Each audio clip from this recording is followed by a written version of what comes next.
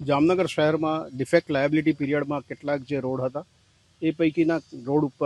ઉપરની કાંકરી ખસવાનો જેવા નાનકડા પ્રોબ્લેમ્સ જે થયેલા છે એના માટે એ રોડની આજે મુલાકાત લીધી છે અને આજથી જ એ કામ રિપેરિંગનું શરૂ થઈ જશે અને 2 દિવસની અંદર એ કામ પૂર્ણ થશે. એટલે જે ડિફેક્ટ લાયબિલિટીવાળા કામો જે બગડ્યા હતા એ ડિફેક્ટ લાયબિલિટી પીરિયડમાં હોવાથી કોર્પોરેશનના નહીં પરંતુ કોન્ટ્રાક્ટરના ખર્ચે એ બધા કામો પૂર્ણ કરવામાં આવશે. આજ રોજ જે લાખોટા તળાવ પાર્ટ 2 રણમલ તળાવ ફેઝ 2નું જે ડેવલપમેન્ટ ચાલી રહ્યું છે એની પણ અમે મુલાકાત લીધી છે અને એને ફરતા 2 રોડ અત્યારે હાલ ડેવલપમેન્ટમાં ચાલી રહ્યા છે જે બનતી ત્વરાએ ખુલ્લા થાય એ માટે કોન્ટ્રાક્ટર્સને અને સ્ટાફને જરૂરી સૂચના આપી છે.